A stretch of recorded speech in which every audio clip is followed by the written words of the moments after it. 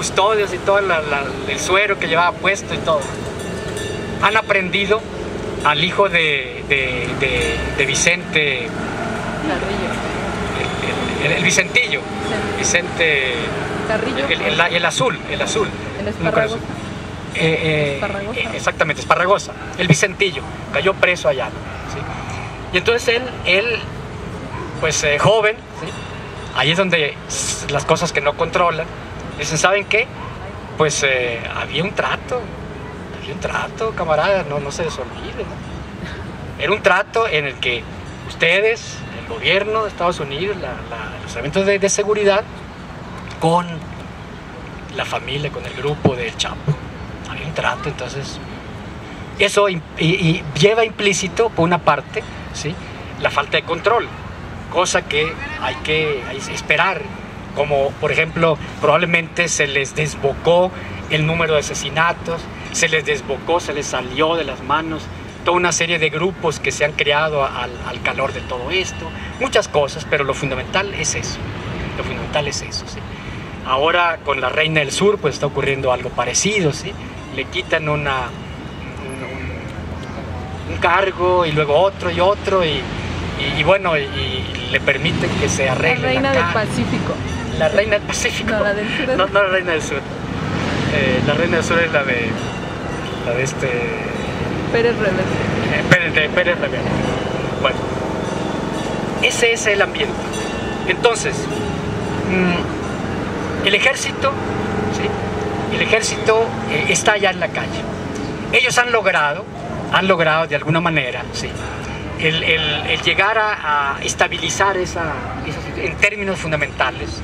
Es decir, la cercanía del 2012 está ya a la puerta, a tal grado que pueden darse el lujo de ir, dijéramos, como resolviendo, entre comillas, algunas cosas, porque lo que querían ya lo han conseguido, es decir, un atemorizamiento, la legitimidad del ejército,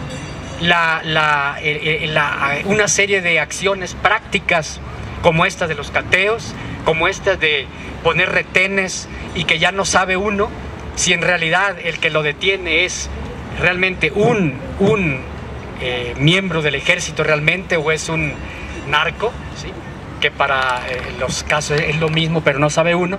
Entonces cuando ve uno un retén, uno piensa, no, son narcos, mejor me voy, ¿no? ¿Sí? Y entonces ahí dice el ejército, no, es que no se detuvo. Pues ¿cómo se va a detener uno si no sabe, ¿no? ¿Sí? Aquí habría que aplicar eso del chinito, ¿no? De preguntar primero, a ver, al retén, a ver, di tú primero, ¿no? ¿Eres narco o eres del ejército? Si eres narco, vivan los narcos. Si eres del ejército, pues viva el ejército. Es decir, sean esas situaciones reales, establecidas, que han tomado cuerpo ya y que se han convertido casi en un sentido común, cosa muy peligrosa, ¿sí?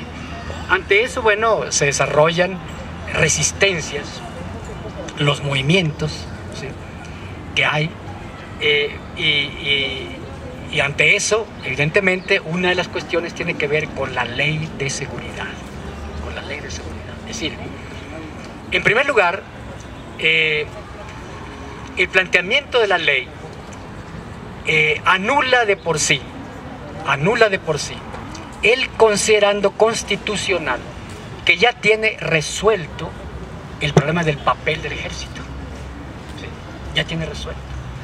Incluso en la Constitución, en el artículo 89, creo, está claramente establecido que el presidente, como el comandante superior de las Fuerzas Armadas, puede disponer de todas las Fuerzas Armadas cuando considere que hay un elemento de peligro de la seguridad para la nación, etc., ¿no?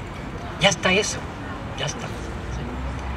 ¿Sí? Entonces, ¿para qué se requiere una ley reglamentaria de ese tipo? ¿Sí? Se requiere, entre otras cosas, para avanzar más en la legitimidad, primero, y en la legalidad, en segundo. Sí se entiende la diferencia entre legalidad y legitimidad, sí se entiende, ¿no? Entonces, la legitimidad va en primer orden. Es decir, si nos metemos nosotros a opinar sobre la ley en el sentido de que, pues mejor, ¿por qué no le quitan esto? mejor ¿por qué no le ponen esto? Es decir, con el supuesto de que vamos a democratizar esa ley, caemos en la trampa, caemos en la trampa. ¿Sí? Es decir, lo que quieren ellos es que haya una discusión social sobre la ley. ¿Sí? Y no importa que el proyecto inicial de Calderón pudiera no quedar como lo presentó. ¿Sí? Aunque ahora resulta que los diputados están reconstruyendo el proyecto original, ¿no? ¿Sí? Siendo que los senadores le habían introducido democráticamente, entre comillas, una serie de cosas, dijéramos, de carácter positivo, pero que en realidad, en el fondo, son más inteligentes desde el punto de vista de la estrategia, las acciones del Senado, ¿sí? Para conseguir eso, es decir, para involucrarnos en la discusión de la ley. La actitud que hay que tomar es que no a la ley en su conjunto, no a la ley, no al gobierno, no, es decir, la actitud de rechazo total, ¿sí? De decir que es una trampa el solo planteamiento, la sola iniciativa de ley, es una trampa, ¿sí? Y que indudablemente el planteamiento es: regresen el ejército a los cuarteles, ¿sí? Abandónese todas las acciones que están llevándose a cabo, y entonces podemos discutir,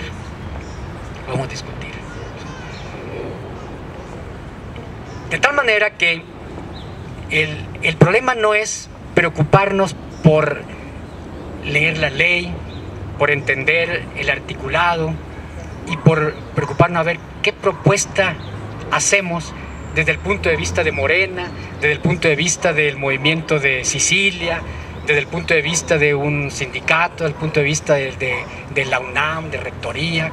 Esos están haciéndole el juego, dijéramos, sin que esto implique maldad. Yo no digo que Sicilia tenga una actitud, ahorita vamos a hablar un poquito de eso, pero caen en la trampa, Es decir, el ofrecimiento que la UNAM hace, en el sentido de que ellos tienen una propuesta, dijéramos, más indulgente, más humana, más civilizada, más democrática, ¿sí? Es caer en la trampa, De tal manera que la situación política actual, ¿sí? Es una situación en la que tenemos mucha desventaja. Hay un trabajo muy fuerte de parte de ellos, ¿sí?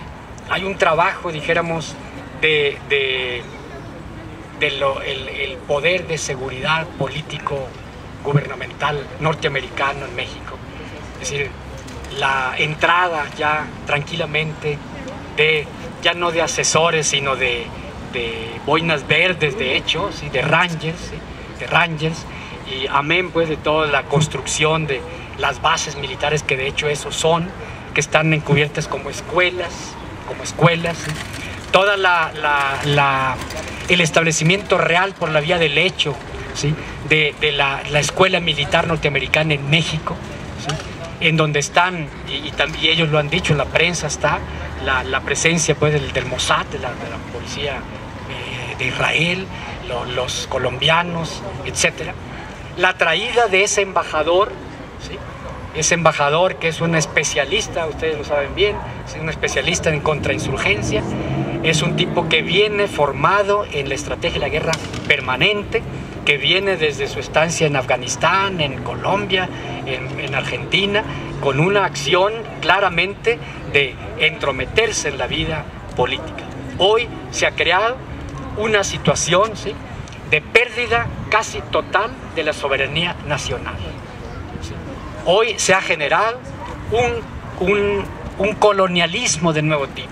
Ya no es la dependencia aquella en la que políticamente éramos independientes y económicamente éramos dependientes. ¿Sí? Hoy no, hoy somos dependientes económicamente, políticamente, culturalmente, desde el punto de vista de los medios, etcétera, etcétera. Es decir, nos hemos convertido casi en un territorio ocupado, desde el punto de vista económico, desde el punto de vista de los medios, del político, etcétera. El trabajo que hay que hacer para enfrentar esta situación es indudablemente muy grande, muy grande. Es un trabajo de carácter de concientización, de ver contra quién estamos luchando. contra quién estamos luchando. Ya no es la soberanía estatal como era antes, que reprimía, mataba, asesinaba, encarcelaba, violaba, todo eso, pero desde la perspectiva de la soberanía nacional, lo cual tiene cierto matiz. Hoy la represión, todo el estructuramiento político, económico, etc., se hace desde la soberanía imperial. Es el imperio el que está determinando las líneas fundamentales de la política estatal en todos los terrenos. Desde el punto de vista económico, es decir, el incremento de la dependencia, cerca del 90% de la balanza de pagos ligada con Estados Unidos, ¿sí? Es decir, no, con el mundo ya no hay una diversificación en absoluto, ¿sí? Indudablemente que todo eso nos coloca en una situación en la que estamos obligados a realizar un trabajo gigantesco, un trabajo de organización en segundo lugar, de organización, ¿sí? En la que estaba listo ahí el fraude cibernético también. Eso no lo han quitado, no lo han cambiado, ¿sí? Esa de una tecla, aplastar una tecla y ya los números se invierten, el ganador aparece como perdedor y a la inversa, ¿sí? Eso ocurrió en el 2006, eso está preparado. Nadie habla del fraude cibernético. No estamos preparados, ¿sí?, para enfrentar eso. Entonces, la única garantía es el control del 100%, si se puede, de las casillas.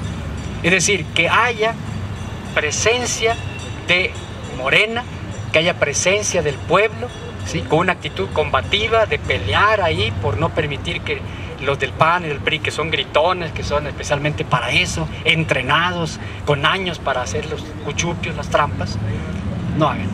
De tal manera que la pelea va a ser en términos de boleta concreta. Boleta. Tú dices que tienes 15 millones, ¿sí?, pues aquí en las boletas aparece que tienes 10 o 12. Ya en las boletas aparece que es Andrés Manuel el que tiene 15 millones.